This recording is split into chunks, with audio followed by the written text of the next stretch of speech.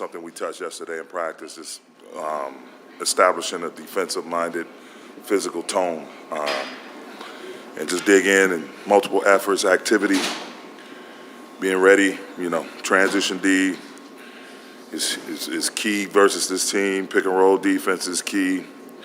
Everybody giving multiple efforts and then trying to finish the possession with a rebound. They make you work through the entire possession, the entire shot clock. And sometimes you have to work through multiple shot clocks because they're so good on the offensive glass. So just being highly competitive and again, being ready to give multiple efforts. Darvin, what did you make of the crowd tonight? First Laker home game at full capacity in a decade, and you could just hear the energy coming out before warm-ups and from the opening tip. It was someone told me that, Ilvan, before the game. I guess I was here as an assistant the last time that it was like this. So, wow, time flies, man. But I thought our crowd was phenomenal. You felt them in the building. Thank God that we gave them something to cheer about. The way we came out, our guys were aggressive, getting stops. Everyone, from the on-ball defense to everybody, the shifts and activity off the ball, guys getting rebounds and pushing it, getting out, running. It was great. But the energy in the building was phenomenal, unbelievable. And, we look forward to having the same thing on Monday. Darvin, LeBron showed a lot of restraint this week with some of the comments and certainly with the shot in the third quarter. What did you think of that shot and how LeBron has handled this? I think it's been great, man. He's a consummate professional. He doesn't get caught up in the war of words. He just goes out and speaks with his actions, speaks with his play. His leadership with the group has been, it's not like he's not saying nothing to you guys and then talking to us. Like, he's just been focused throughout, and that's the way we need him to be. Again, it's not about, the mano-a-mano matchup within a team sport. It's just, you got to go out and make the right plays. Simple as that. I know it's not about a mano-a-mano matchup over here, Darvin, but the crowd was so into LeBron and so against Dylan Brooks. Do you think that affected LeBron early? That had to inspire him? I just think just the doubt. Anyone trying to, express any doubt toward him and the level of which he's playing at, the way we turn things around over the course of this season, that just puts fire under all of us, especially him. And so he's just going about his business like he's always done. And then, we felt like we were, less than ourselves in game two and some of the things that we didn't get done. So tonight, again, having that time, that break to really go back and focus on some of the things they did, but also dive into what we needed to do, it just is what it is. And all of that other stuff, those theatrics, that's for the fans. The fans that's why they pay for their tickets and to come out, cheer, boo, depending on the environment you're in, whether you're home or away, which player it is. That's all fan-based, and it's great. It makes the game, intriguing, suspenseful, but for us, it's about going out and take care of our business and making sure that we're doing a good job with our assignment. Darvin, big leads in the NBA are mostly worthless. What did you think of the way your team handled Memphis's sort of repeated pushes? And what does that say about kind of their maturity, I guess, and the ability to kind of continuously kind of just keep them just far enough away? I mean, as a coach, you look at it, you wish things were different, that you didn't have those lulls or those segments where you get a little loose with different possessions. But again, things are not going to be perfect. And so you just try to, use your timeouts properly, try to settle down a little bit, talk to the guys. You can't panic. You just have to try to sustain the wave. And teams are going to make runs, as you mentioned, with the three-point line being the way it is now, so entrenched into our game that no lead is safe. Hell, a few months back, we come down from 27 points versus Dallas, and no matter how good your team is, teams get in a rhythm, they get into a good rhythm and they start making plays. The thing you have to do to just understand that to up your physicality, play faster, play as a unit, not think that each or any one individual has to take it upon themselves to try to climb us out of that hole. Darvin, that first quarter might have been a product of what transpired the rest of the way for Memphis offensively. Are you okay with Ja going off like that as long as the wealth is not spread around too much? He's great, man. He's a great player. And, he's been itching to get back out there with his teammates. And so the biggest thing we just got to do, we can't get discouraged. We got to have a next play mentality, and we just got to have a mindset to possession by possession. No matter what happens, we're trying to put our best foot forward, any good, bad, or indifferent. That's why he is who he is. His ability to play downhill, you try to take something away, take that away, he starts making threes. So the only thing you can do pretty much is remain competitive throughout it all. Whoever's in front of him, whoever's behind him, off the ball, no one guy is going to stop Ja Morant. It's going to take a whole defensive unit. So our ability to keep competing and not get discouraged, not drop our heads or drop our shoulders and continue on trying to make something happen on the other end to withstand that run, I thought I was proud of the guys in that regard. Darvin, we've seen Rui back up his Game 1 performance now in Games 2 and 3. It's one thing to know what a player's capable of, but have you seen him grow, whether it's confidence-wise, throughout this series? Absolutely. I said it before the game. We were thrilled when we got him, and we just encouraged him to continue working hard, to explore all facets of your game, to be assertive, aggressive. From the coaches to Bron, AD, all of his teammates, we all telling them the same thing. And I think that consistent message and just the love he gets shown, and just you can see it. He mentioned how he's back to really enjoying the game again, and so obviously the success he's having contributes to that. But leading up to that, the work he's put in, the support he's given, and then just me just constantly encouraging him to just let it all hang out, I think it's put him in a great space. Darvin, how beneficial was it to have Rui, Austin, D'Lo to support what LeBron and AD are doing out there? It's great, man. That's why, tip your cap, Rob, and all of us sitting down at the drawing board trying to see how we best can put this puzzle together. And now having the type of weapons we have up and down our roster, now it's just a matter.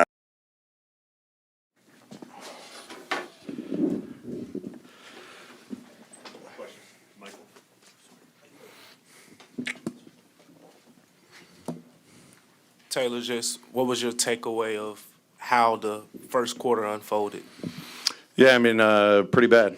You can't go down 26. I thought we missed a ton of shots, open shots, fueled their offense, their transition defense.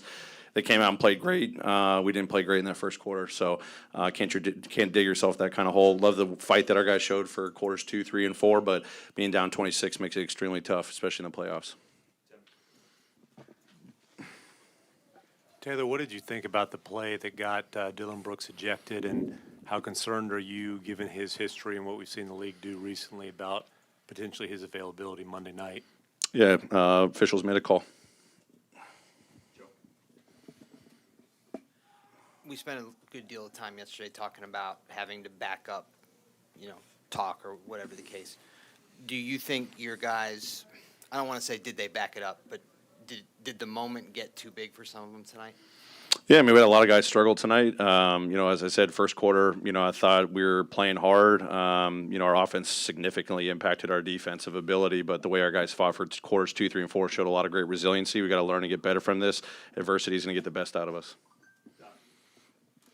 Hey, Taylor, how can you explain that first quarter? And is that one of the worst quarters you've seen since, you've been coaching here? Yeah, it was pretty bad.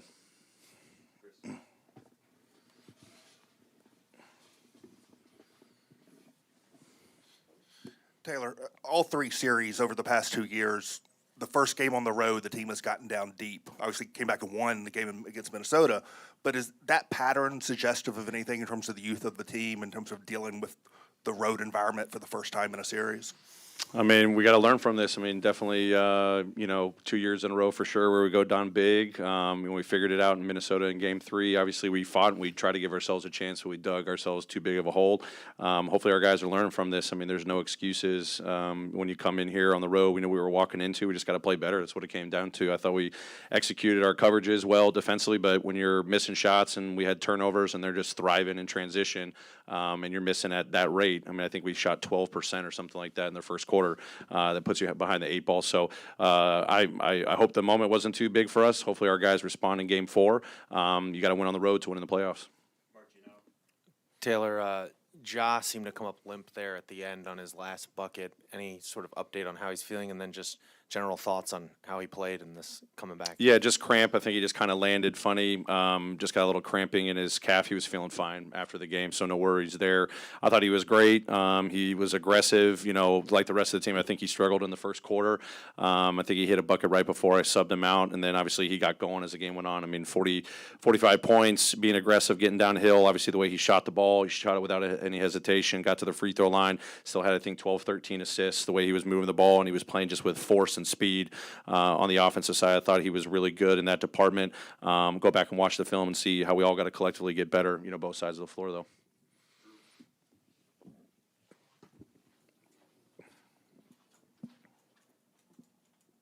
We've seen AD have 2 good games and then the one game where you limited him in Game 2. What do you need to do a better job on him in Game 3?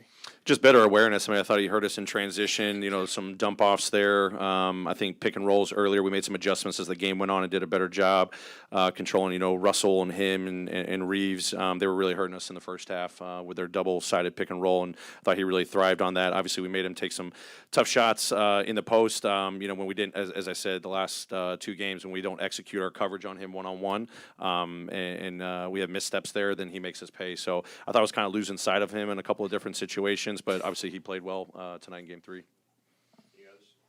Mark, last one. Taylor, specifically with Dylan, what would you attribute to his shots not falling? I mean, I think all of us were missing shots. I mean, we got great looks. We're all putting the work in. He's been putting the work in. He made them last game, and then tonight they just said. Hey, John, by getting off to such a bad first quarter, do you look at this as a missed opportunity, considering how well you played over the next 3 quarters? 100%. I think we won by, double digits in the last 3 quarters. So obviously, that first quarter, pretty much hurt us. Felt like we kind of got some open look shots that fall, but I feel like, we allowed that to, let them get out in transition, and, they started scoring a lot of points. Which we can't let happen. We got to play, how we played those last 3 quarters. They go on a run of our own. Yeah. Hey, Josh, just talking about, first of all, how you felt out there, man, and what was your mentality in that fourth quarter when you just got it going? It's like you tried your best to will your team to win, but just couldn't get it done. Feel pretty good, man. Obviously, some stuff you just got to, play through and tolerate. Me, I love being out there, for my team, any chance I get, especially, when we're, going to battle. I don't want to, just leave them out there, by themselves, not being able to be out there with them. So, felt pretty good. And in that fourth quarter, I was just trying to, like you said, win the game. I got it going pretty good. Was making shots. Just, couldn't pretty much get over the hump. Ja, what specifically improved with you, or what was the level of improvement from Game 2, not being able to give it a go at the last minute, and then tonight being able to go ahead and push through and go? I feel like, that's what I kind of like, about, the playoffs, when you playing one team. So, after Game 1, I pretty much seen, how they was guarding me, that game. So, just doing my film study from that game obviously allowed me to, know my spots on the floor. They was pretty much going under, so.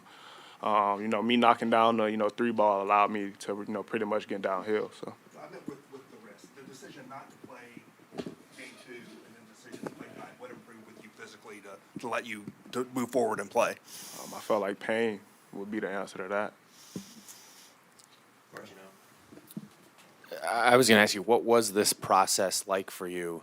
The last time we talked to you, you were pretty down, and obviously you played pretty well when the whole thing. Nothing changed. Nothing. Yeah. Just in terms of like the process, like how was it difficult to, like, what was it like for you sitting out like that, and just all the different things you probably had to do to get ready to play in this one?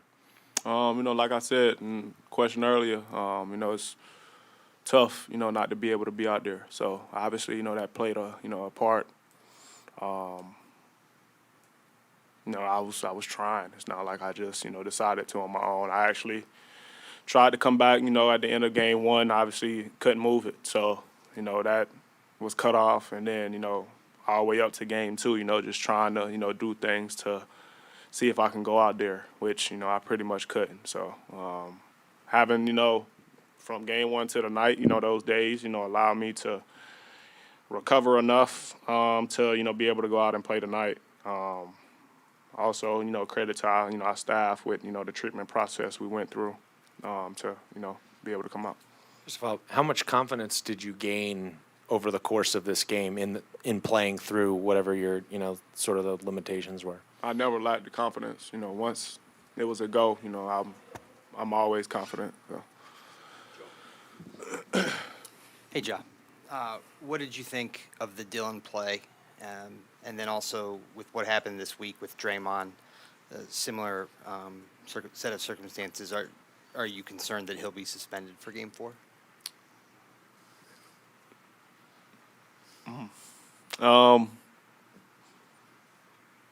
With how, they, treat Dillon, I honestly wouldn't be surprised, if he is. I felt like, he was ejected because of past ejections, that was made in games before.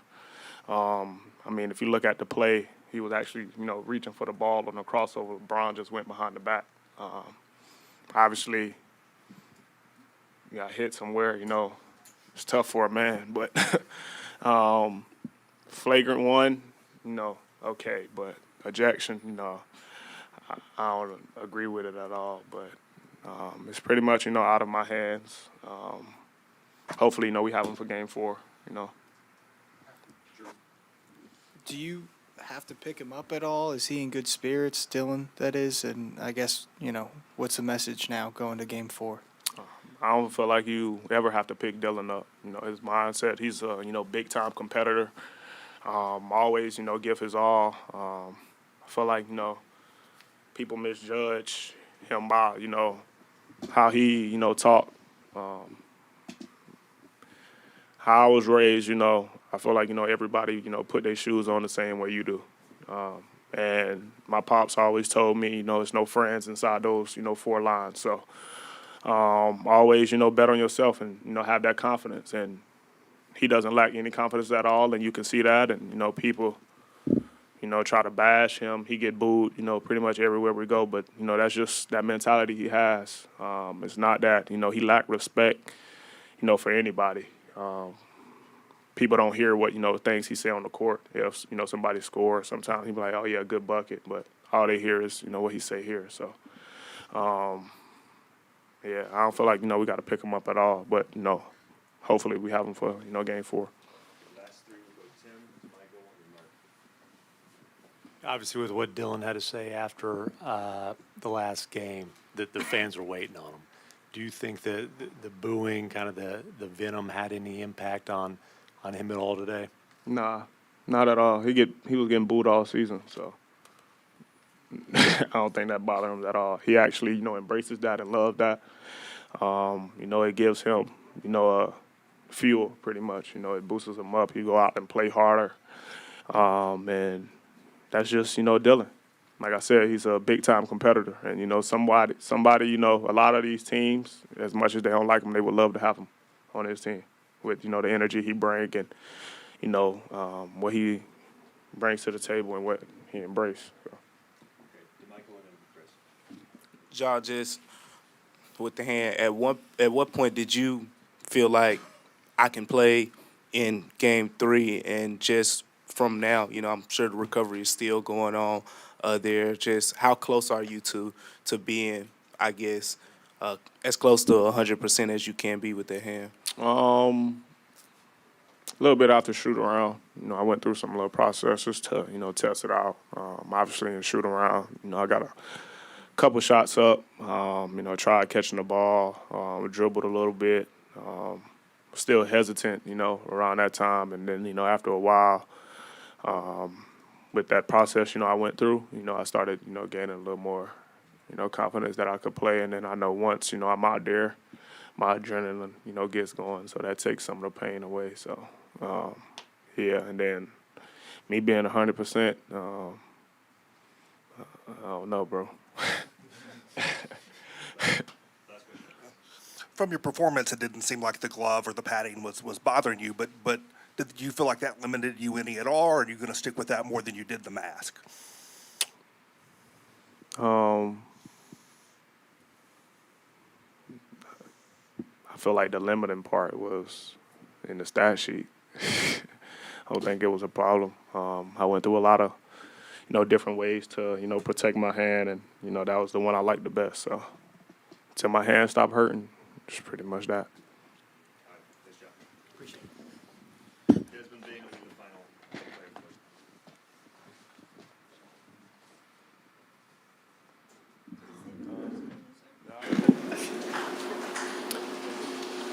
D'Angelo, what did you make of the first quarter, holding them to 9 points, the energy in the building, the defense, whatever the game plan was? How did you see all that come together? Definitely fed off the energy in the building. You could feel how electric it was. Like I said, just driving to the arena, the fans, everything was just there. You could feel it. We wanted to come out with a strong start. They beat us up on their floor the last game. Want to come out and respond. How much was, D'Angelo, how much of that was fueled by, there was a lot of talk and, poking the bear and all this stuff, to collectively with the energy of the crowd and this team? Was that fueled by any of that? I can't say that. I mean, I think we just had that approach as a group, and it just kind of trickled down the group, and everybody that stepped on the floor kind of made their impact, with that aggression. So I don't know about all the other stuff in the media that's going on. I just think as a team we were ready to hit first and get the win. D'Lo, when you guys have struggled at times, it's been teams' aggression and them kind of setting the terms, I guess, like Memphis did in Game 2. How big of a key was that for you guys in prep for this game, and how important do you think that'll be for the rest of the series? Last game I think they got off to a great start, and then we kind of won the battle after that. But the start that they got up to, it had us swimming upstream from that point on. So we wanted to get off to a good start and try to control our own flow from there. D'Angelo, you had a good Game 1, tough shooting night, Game 2, and then kind of bounced back a little bit here tonight. What do you feel like you have to do just to be more consistent on the offensive end? It's the playoffs. It's good, bad, ups, downs. It's going to happen. Just stay the course. Any more questions for D'Lo? Describe that first quarter. I mean, again, you've been a part of some games here that the crowd is really excited, but there was something about that. Can you describe what happened in that first? Yeah, I just credit the fans. Credit the fans with that one. They kept the energy right before the game started. Pre-game shooting, you could feel that. And then once we scored and got a few stops and just kind of ran it up a little bit, you can still feel that energy. And that's what I've been saying in all my interviews. Just I can feel the fans. I can feel that. And I think we do as a team, and we want to repay them with the win. D'Angelo, what did you see from AD in the third quarter? It seemed like his aggression kicked up a notch, and then I guess secondly, you had kind of been honest about the state of your guys' pick and roll chemistry and how that's been a work in progress. Yeah. You guys connected on a couple tonight. Has that been improving? Have you been feeling like that's getting better? Yeah, sure. The more reps we get, the better. The more comfortable. I can get with it. He's played with a lot of players, a lot of guards, obviously. So he's probably seen everything. So for myself, just trying to get those reps in to make it a smooth transition. He just dominated the game from every aspect. Rebounding, scoring, defensively. He just controlled the game, honestly. When he's playing that well and dominating the game, it's easy to follow that. Amanda? How helpful has Rui Hachimura been just throughout this whole series? Huge. He's training every day, trying to, fill in the spots to where they're allowing us to capitalize. And obviously he's making shots and guarding, rebounding. It's just good for our team, and everybody encourages it. When a guy that, has an opportunity and he takes advantage of it, everybody wants to see it and support it. And he's just one of the few players on our team doing that.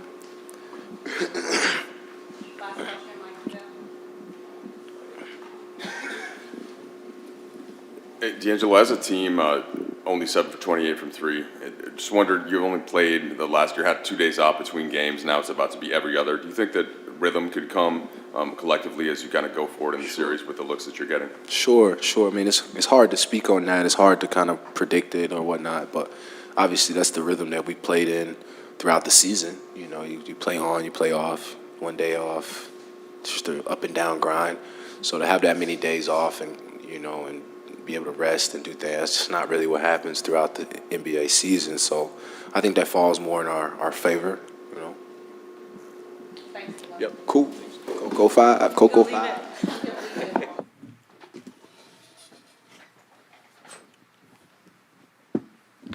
Is that a box score? Thanks.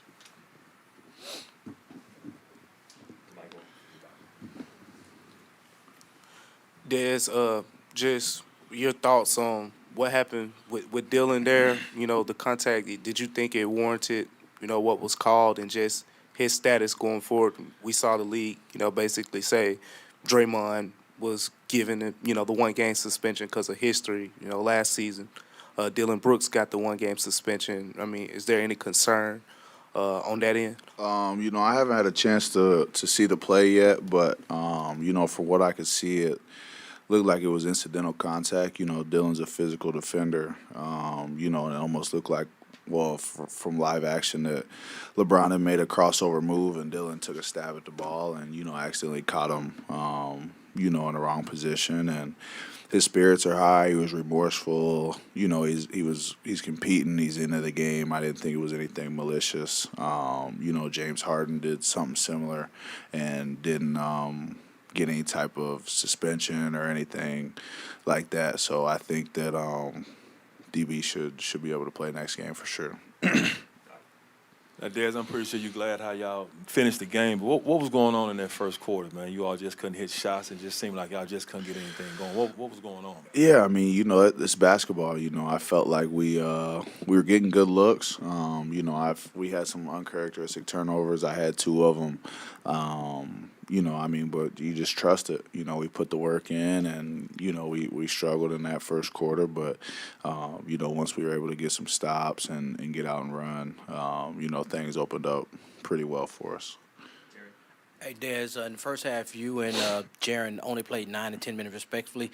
How can you guys be as physical without getting the fouls, you know, going forward? Yeah, I mean, I've been struggling all series, you know, with fouls and taking myself off the floor and out of rhythm and stuff like that. So I definitely got to be better. You know, I think just presence earlier, being in the right spot sooner, so I don't necessarily got to gamble or take a stab at the ball from being out of position. So, you know, that's something that I definitely got to be better at. I got to be on the floor. Hey, Desmond, do you guys think you were ready to match the Lakers' force early on in the game? It seemed like AD, those guys were really taking the game to you guys and sort of had you on your heels. Were you ready for that, or were you ready to meet that physicality? Yeah, I mean, I thought so. I mean, they obviously first game at home, you know, they're going to come out with some swagger and play with some force, and we anticipated that. I really just felt like our offense hurt our defense. You know, when you're not making shots and you're turning the ball over and they get you know, transition opportunities, you know, that's where they thrive. And, you know, I thought that was kind of the story of that first quarter. You guys have struggled on the road this season. What gives you confidence you can win Game 4? I mean, it's a playoff series. You know what I'm saying? We're on to the next game. You know, I believe in everybody on this team and this group, and you know, I think one thing that we've done a great job of this year is responding. You know, whether it's guys going down, losing a game, bad performances, you know, we always come back hungrier that next game. We've gone over that the first quarter didn't go well. Yeah. Do you think you guys were caught up in having to have Dylan's back because of what he said the other day and just the massive amount of talk and sort of extra energy that seemed to be around all of that? I didn't, you know, think that played too much of a role in it personally. You know, I don't try to get into too much of that stuff that goes on off the court. And, you know, obviously the crowd was into it. And, I thought DB handled it well. He had some open looks, early on, and just missed them. That's part of the game, but I'm sure he's hungry and ready to come out and respond on Monday. Hey, Des, what was said to you by the ref on why you got the technical while you was walking back with Reeves?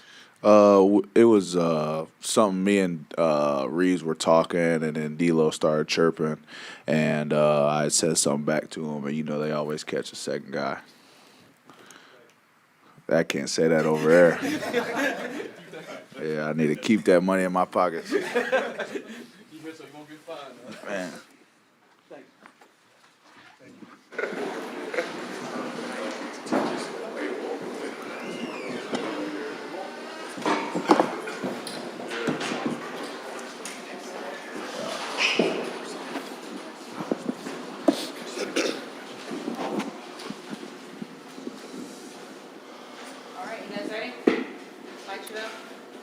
AD, if I could start with you, I just wondered, was there anything scheme-wise defensively in the first quarter? How much of that was energy, effort, just the way that you guys were playing, feeling the crowd as you got off to that big lead?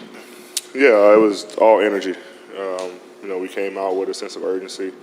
Obviously knowing it's a big game for us. We came out pretty flat in game 2, and the crowd, first time playing, in crypto in front of these Laker fans in a playoff game in a while. So, we fed off their energy. They were great tonight, but we just came out with a purpose on both ends of the floor to be excellent and to kind of carry us through the course of the game.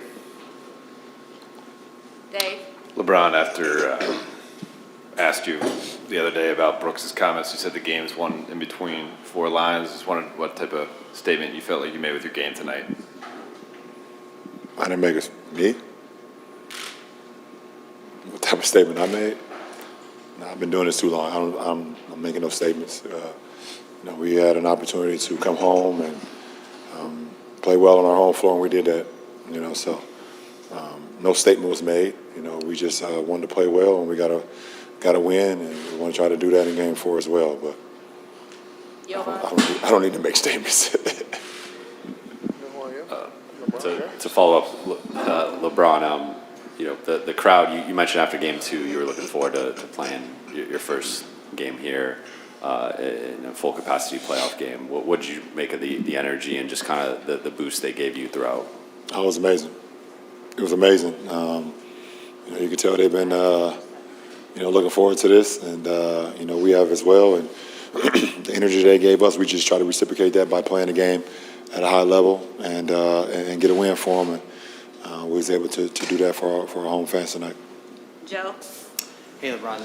I guess this is bringing up memories of 16, but do you think that Dillon should be suspended? I don't know. I'm not a part of the committee, so he's in the lineup. If he's out of the lineup, we got to prepare no matter what. So we look forward to the challenges that Monday will bring. Kirk? LeBron, you've earned a lot of great respect in this league by your accomplishments. Are you surprised with both his comments verbally and his action in the third quarter, the lack of respect? At the end of the day, I think my resume and what I've done for this league and speaks for itself. So I don't really get caught up in those in any comments like that. And like I continue to say, at the end of the day, my focus is to my teammates and us trying to figure out a way how we can beat the Memphis Grizzlies. Now, how I can beat an individual in her team. If anybody know me, they should know that's what I've always been about. And, that's all that matters. BT? AD, let me get this right. Did I see a dream shake out of you tonight? And were you being extra aggressive because of the way you played the last game? Yeah, a little dream shake. Worked on it a little bit. Brian shake in the locker room. Yeah, Brian shake. Right. Brian shake, dream shake. Brian worked her dream, so it's kind of both. But, I just wanted to come out and be aggressive. Didn't like my performance in game 2. And I just had to be better overall. The aggressiveness, picked up. Wasn't waiting for double teams. I was just trying to go quick and, make them adjust to me instead of adjusting to them, and just make the right reads out of it. I know they'll have a different game plan game forward, but my mindset doesn't change. My aggressiveness doesn't change. Got to come out and be the same player I was tonight. Dan? LeBron, we were talking about this a second ago, but now that the rhythm of the series changes to every other day, does it put more of a mental onus on kind of adjustments? And do you have to think the game a little bit more from here through the finish line? I think right now, the game is every other day. It's about how much optimal rest you can get. Making sure you take care of your body, fueling your body with the proper nourishments, and getting as much sleep as you can.